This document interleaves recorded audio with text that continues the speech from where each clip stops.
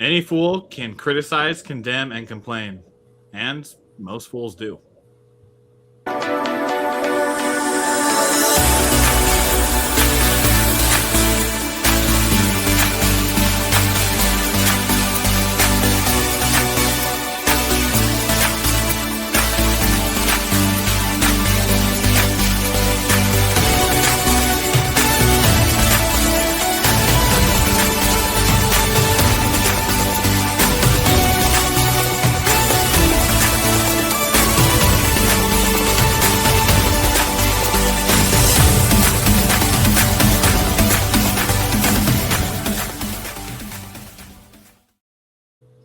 What is up?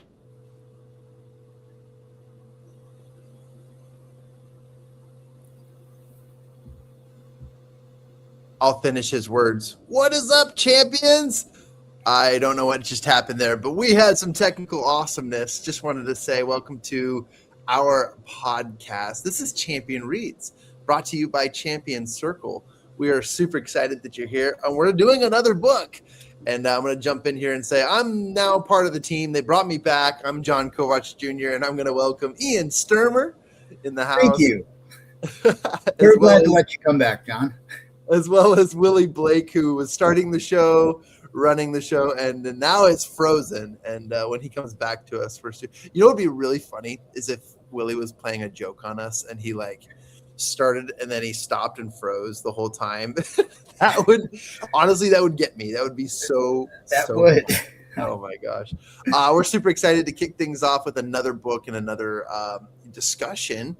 And I'm really excited about this one. But first and foremost, welcome. This is Champion Reads, where we read best-selling books every month, and we bring our opinions, our thoughts, and our evaluations of these books. And we also, at the end of every quarter, we do a Rotten Tomatoes, what we call our score-giving episode.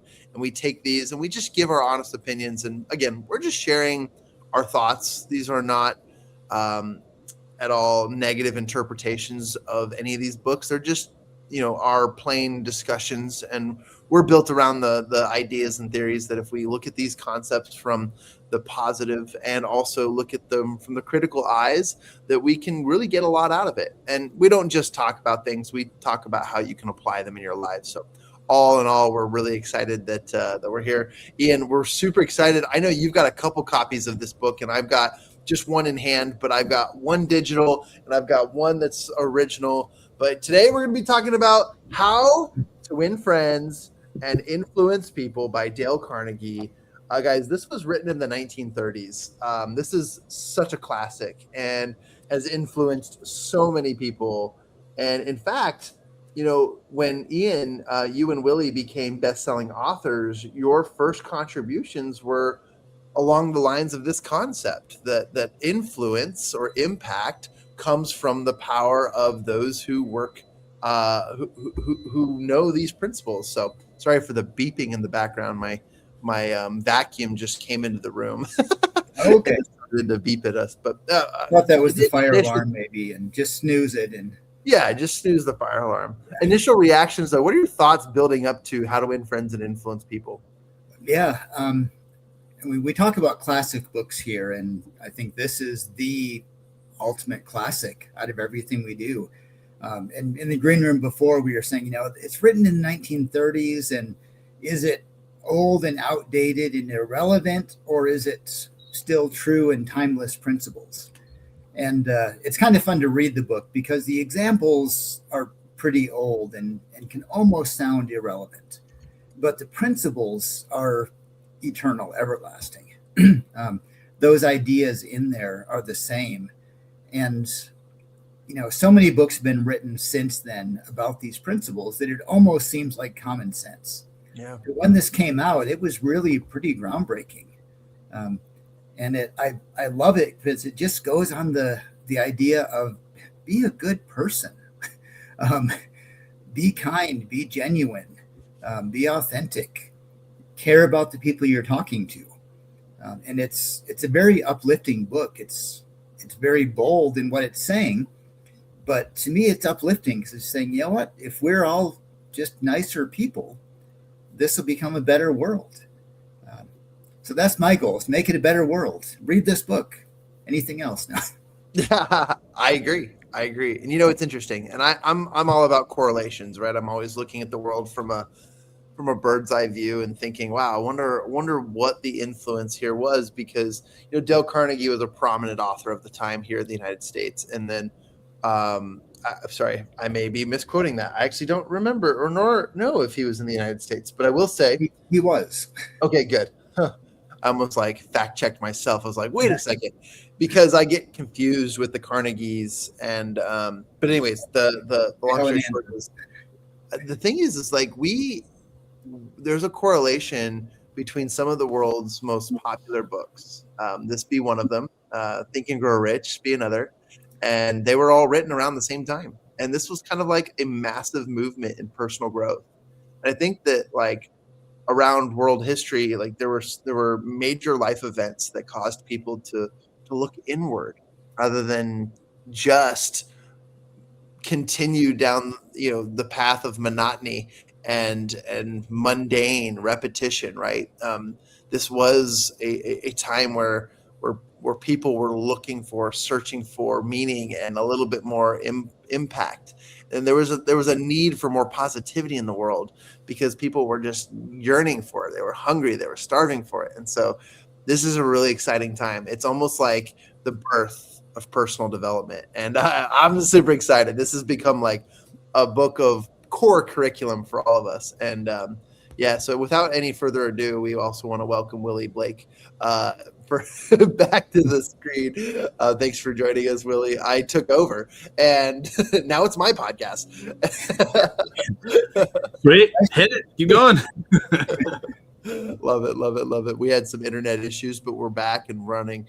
So we're gonna dive in. Let's talk about this. I mean, and Willie, I introduced you as a co-author in a series that identified some of the key and core factors of how to win friends and influence people. So who best to speak into this book than three professionals who have written 4 best-selling books, all extracting principles, ideas, and modern-day interpretations of how to win friends and influence people by the work of Dale Carnegie, right? This is really exciting. So let's jump right on in.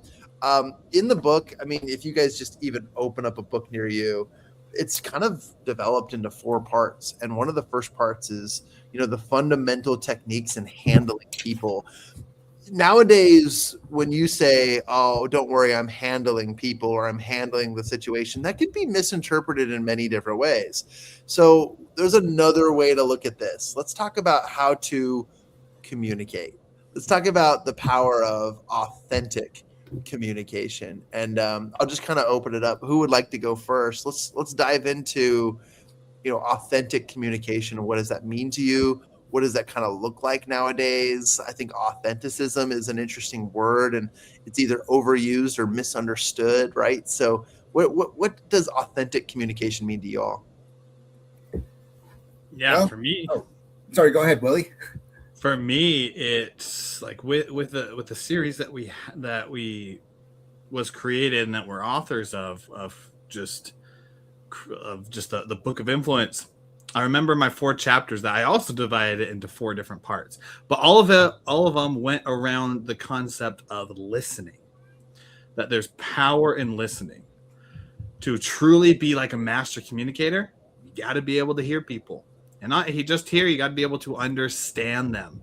And so that first one of just authentically communicating is the discovery process of just taking in information, shutting up your lips so that you can finally hear. Because you can't listen when your lips are yapping. Ain't no way. It's not how it works. But to truly listen and just to intake information, so important when you're trying to communicate. Of course, there are different strategies in which you can go about communicating, like when it's in the workplace, how to deal with coworkers and how to deal with employees. There's in family and relationships, how to bring something up without making it feel criticized. A lot of different ways to do it. But when it comes down to it, first you got to understand. You got to understand what the other person's going through. And for the light part of it, my wife and I were in a, how do they say it on Bluey? in a quabble, a scuffle or something. Basically, we were having a little argument, and we sat down, and my wife is like, I just don't know what to say. I'm like, what do you want me to say? She says, I don't know. And so this is one of the first times I did this, but I said, okay, how about we just, I will say what I think that you are thinking, and then you let me know if that's accurate, and we'll just go from there. She said, sure. So then I went on to describe what I thought she was feeling. And after doing that for a few minutes, she was like, yep, that's pretty accurate. And then the rest of it turned into a great conversation, and we made up. We're happy with each other now. We're always happy with each other. But couples getting those at time to time. But it was just so interesting that our defenses usually come up because of the way in which we don't feel understood. And if the person across from the other side is like, I want you to understand my way and I don't care what you're feeling, well then good luck. Good luck with trying to find a common denominator. So when it comes to being able to handle people, when it comes to be able to be authentic in your communication, first thing that personally I have found that's important is to finally shut up your lips and to start listening. Yeah, that's what my grandmother used to say. You got 2 ears and 1 mouth, because you should be listening twice as much as just you're talking. And I think that's a key to it. And as we're talking about this, I love Stephen Covey and his seek first to understand, then to be understood. And one of my favorite quotes from there is, too often people listen with the intent to respond instead of listening with the intent to understand. And in the book we wrote, I used an example of my failure with that.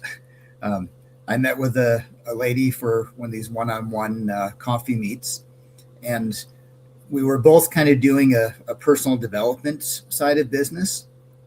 And when I met with her, I had the idea that I was there to help her grow her business, and she had the idea that she was there to help me grow my business. And we had this little contest going back and forth over who was going to come out as the dominant one to help the other person. And I won, which means I lost. And I lost a huge opportunity that I could have learned and gained from her, because my whole mindset was, I'm here to teach you. And I didn't take time to listen and gain from it. And because of my attitude, I don't think she gained anything from me either. And it's really it's a sad thing, because I know she would have had so much value to give me if I had taken the time to listen first, instead of trying to follow through whatever my willpower, my preconceived notion was.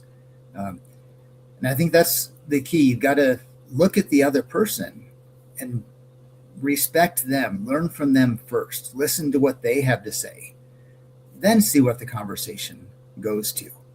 Not go in, bulldozing over everyone else and expect that you're just the greatest one. Because I certainly am not. And she was a very intelligent person, a lot of great ideas. So take time to listen. If you want to make friends and influence people, care about them first, not about your own agenda. Yeah, it's really important to just, look at any social opportunity the same way you would if you were talking to a friend already. Like, general interest and genuine interest in others is one of the best ways to like work with people. If you don't like people, the truth is there's something deep within you that isn't wrong. It's just that you're using or holding on to pre-existing opinions and beliefs that cause you to think negatively, because humans could not survive without other humans. Therefore, we have to get along. And it's vital that everyone on this little rock floating through space does get along. Otherwise, this little rock could be destroyed, right? And it's important to look at it from a bigger perspective, right? it's funny when we play volleyball, and you guys know how much I love playing recreational volleyball. I talk about it way too much, and I treat everyone the same in volleyball. They're always like, "Oh, you shouldn't," because I play in a co-ed league right now, and there are kind of like these misnomers, like don't serve it to just the weak player, but serve it to everybody, right? Alternate your serves. There's also like, hey, if you're a big tall guy, you shouldn't block a female. Like, I hate all those rules because it's like, I don't look at it from that way. These are the don'ts that people are telling me don't do. But the do's are make everyone better, treat everyone the same. And I'm not this like jerky jock out there like, oh, I just blocked a girl. Like I'm more focused on relationships. And I always tell everyone after any good play or any good move, I always tell them I treat everyone the same. And I do the same thing networking. I do the same thing with my friends. I do the same thing everywhere I go. Maybe the only slight difference is how I talk to children. Like we all have that baby voice, we always, or maybe your dog, everyone goes like 10 octaves too high. They're like, oh, my little puppy, and the only difference is that that's an initial reaction. But over time, if you hang out with me here at my home office, I talk to my dogs like I talk to Willie Blake, or like I talk to Ian Stermer. Like I talk to them like they're my friends and professionals. But there's a genuine interest in their lives. And I think that is not only what you guys are saying, where listening is important, but I think inquisition or just being like interested in other people is highly, highly helpful when it comes to authentic relationships and handling people and working with them and being relatable, right? This all leads down a path of, well, like, might I say, like it leads down a path of the next step of communication is you've got to be a likable person. The best way to be likable is to, like you said, Willie, to shut those lips and listen, right? Like really part of this is allowing other people to talk. Also, I'll add one more thing and then we can kind of continue down this conversation is people love to hear one thing, and that is their name. Now, this book teaches you, and it was one of the first books to ever teach you the importance of repeating other people's names.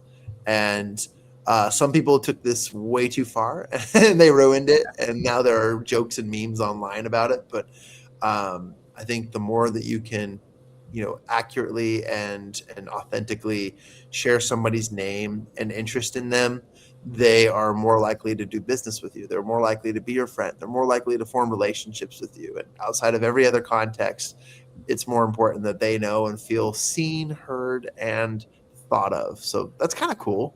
If you guys didn't notice, but when I was just chatting with you about this, I used both your names. And there are psychological little drops in each one of your buckets when I do that. Am I doing it as a technique? No, I'm doing it naturally because I've practiced these techniques over decades. But I also know how important it is to be inclusive of my co-hosts here and allow them a chance to speak. So I'll shut my lips now. Go ahead, guys. John, you're right. John, I just got to tell you, John, that saying the names of like John, like dropping buckets, fire hose into your bucket of just John. That's not the way to do it. You don't just want to say the names. Now there, Jim Quick. I learned this from him. Now you have about 7 seconds when someone tells you their name to be able to like put it into your mind, between 7 to 10 seconds. And if you don't, you're going to have it's just going to float away. And then you're going to have to be one of those people who goes up and says, hey, remind me what your name is again. Or you say the wrong name, or you go to somebody else and say, who's that person over there? What's their name again? Or the one, which I've fallen to this several times, of you just feel so embarrassed. You don't ask their name. You're just like, hey, buddy, how you doing today? And you just filler word the name. 7 to 10 seconds.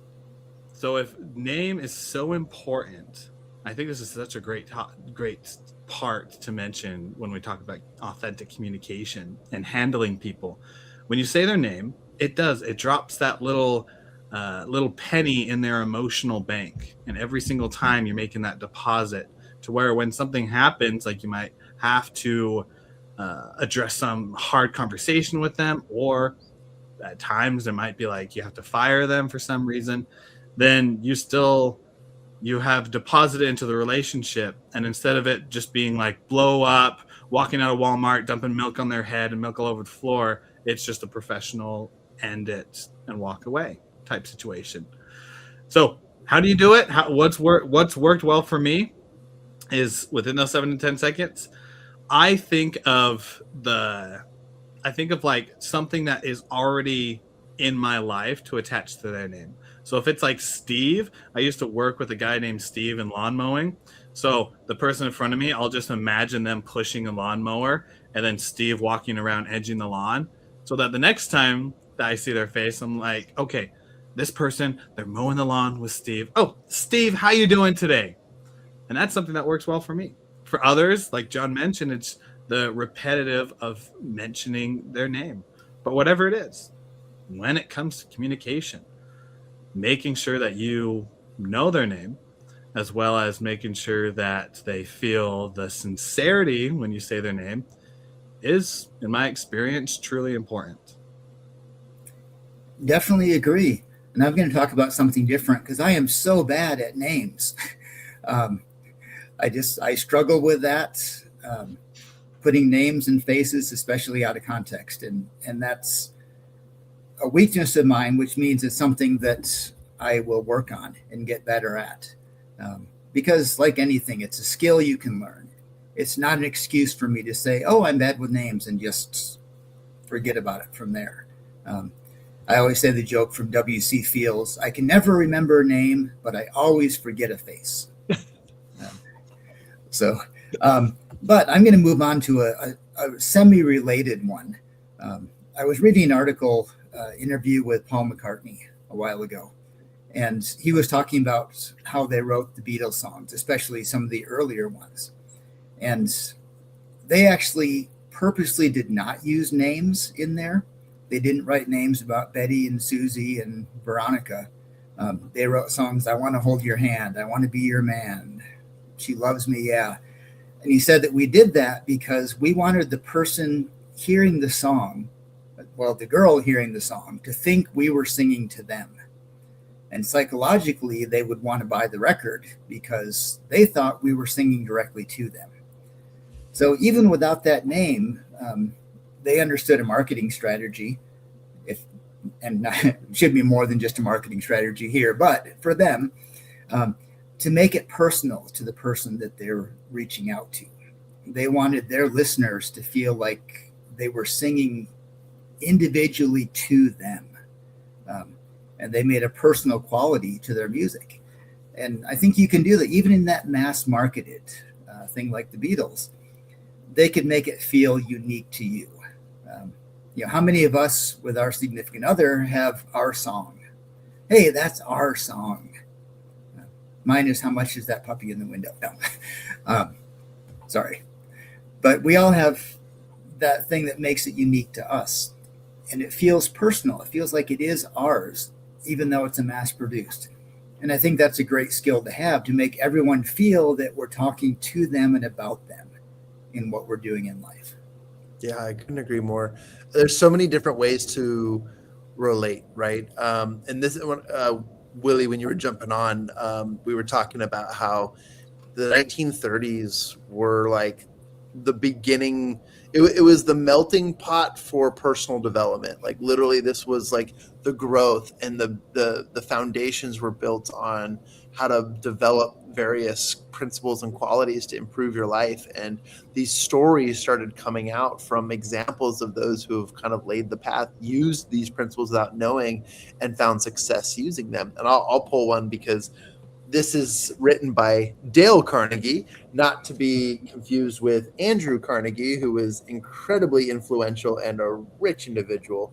But Dale talks about Andrew right here. And by the way, Andrew Carnegie was Napoleon. I'm going down a rabbit hole, I know, but Andrew Carnegie was Napoleon Hill's main mentor in business, which is how Think and Grow Rich was formed.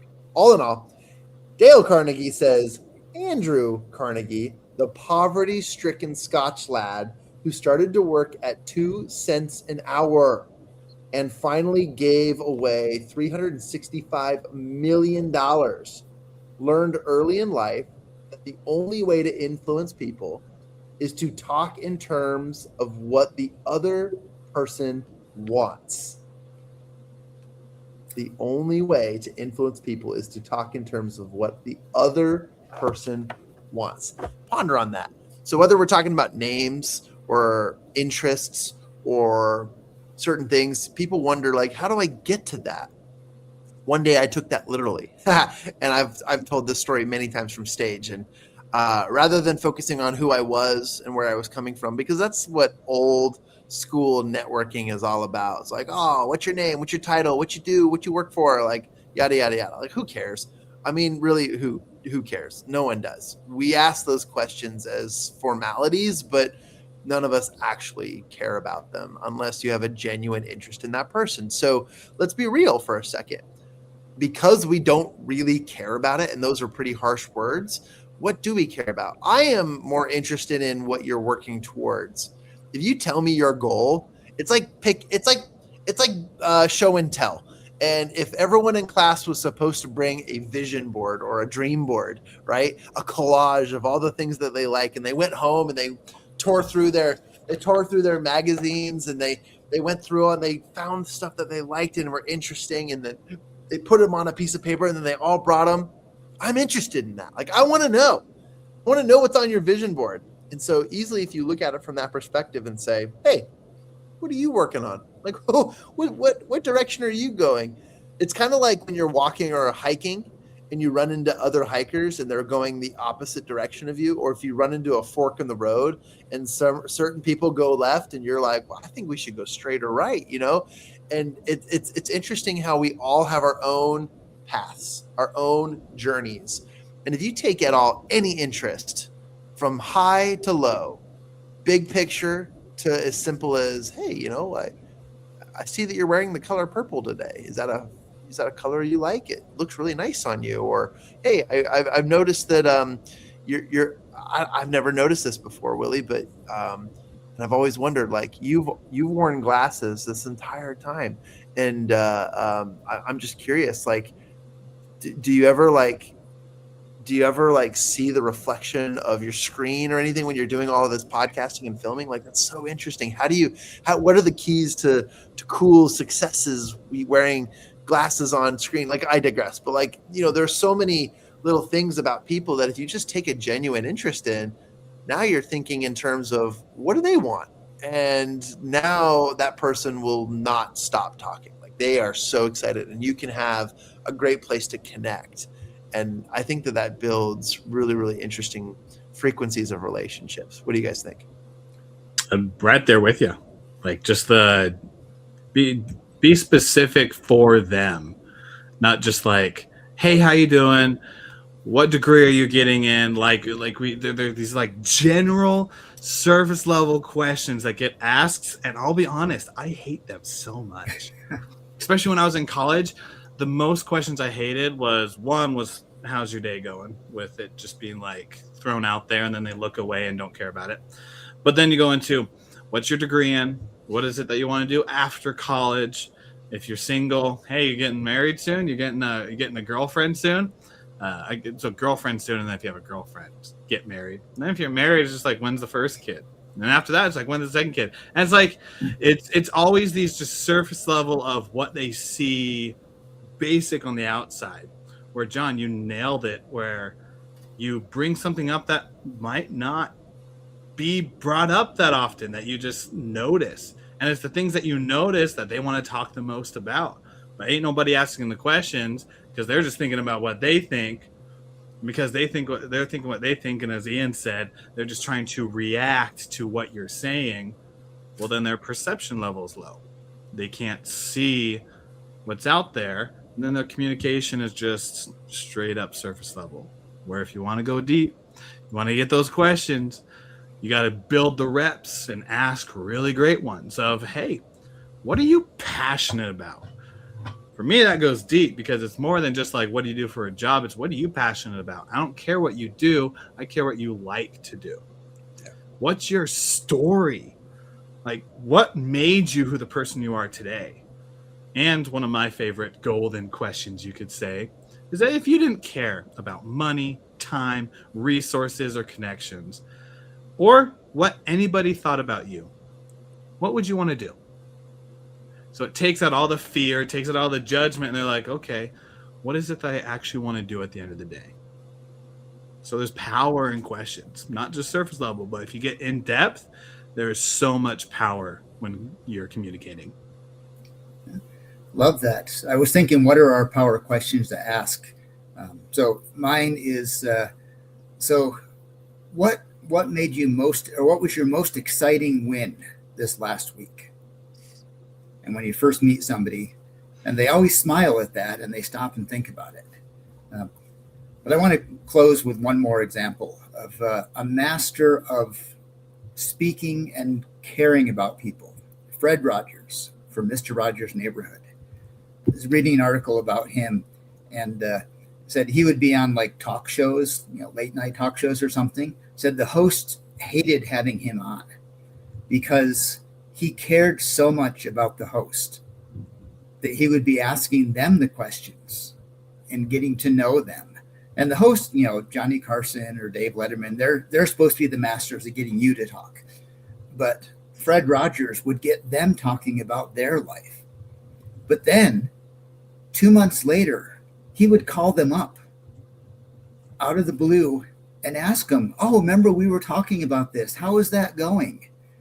And he cared about them. He wasn't there for some publicity interview or to get extra views on his show or likes on his Facebook page. He actually cared about the people in these interviews that are probably the most superficial interviews we ever see is on late night TV. But he took that and said, I'm going to make this a real thing. I'm going to care about the person I'm talking to. And as much as they hated having him on, they also loved him because first and foremost, he cared. So that's my takeaway, that I need to build in myself more, and would encourage everyone, care about the people you're talking to. So shut up and listen to me, guys. I'll add one more golden question. I said it before, but I'll say it again. I care deeply about what people are working towards, and so my number one question is like, what is your greatest aspiration? Like, what is your goal? What are you doing? Oh, is what you're doing now in alignment with that ultimate goal, or are you just wasting time? I always do it with a smile because I'm not trying to like make people feel bad. I just want people to like talk me through and get to the end result of like, what do you really like? What's your biggest goal? Like, what are your dreams? Without asking the silly question of like, oh, what's on your bucket list, right? I am asking what's on your bucket list, but in a different way. And then I have a go-to when like we're finally being, cordial and more so, friendly with each other.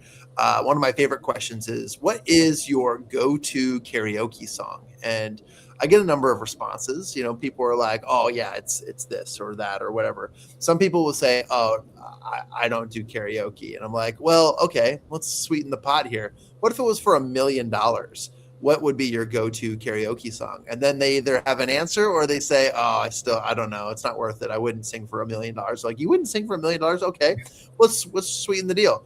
What if it was life or death? What if you had to sing a song? What song would you sing right now? And usually it's something primary or very like childish or like, something we learned when we were kids growing up, little lullabies. But anyway, I love these questions because already we're laughing. Okay. We're looking at life from a different way. And again, it's, even though I have these preset great questions, I want to know what kind of person would share answer and what kind of conversations can come from that, because I could use that later. And let's say it's, one of my favorite songs is, any one of the 90s boy bands or one of the heartthrobs. Like I love a good old Britney Spears song. Like I'll always go to that. Why? Because it's ridiculous. It's ridiculous that this guy right here would sing a Britney Spears song. But I'll use that later, and I'll be like, yeah, it's like that time when we sang, baby don't cry or whatever, like, and people are like, whoa, like that is interesting, and it always adds flair to your conversations, your relationships, your experiences, and more. So I love this. Any final words before we close this out? I know in a few minutes over, but I just want to make sure that we adequately close this out. And last final words from you, Willie. Yeah, final words, and I'll close it out if you don't mind. Final words would be that as you go out and you're learning to communicate, and you're just like really you're just trying to learn how to influence people. Take what's been said today, between learning names, between asking the right questions, of being able to know when is a good time to say words out of your mouth, and when's a good time to just be quiet and listen. Because like Ian said, there's a reason why we have one mouth and two ears. Listen more. Communication is so important. So go out today and find a way to better your communication as you go out and learn how to win friends and influence people. And with that, wraps up this episode of Champion Reads. If you found inspiration in this episode, go ahead and subscribe to the podcast. You can find us on your favorite podcasting platform, as well as go to our website, mychampionscircle.com, where you'll be able to find the link to our podcast, the link to our socials, and everything else going in the Champion Circle universe. Until next time, continue to be the champion of your life. Continue to communicate in the best way possible. And always remember, sometimes shutting up is a superpower. We'll see you on the next episode of Champion Reads.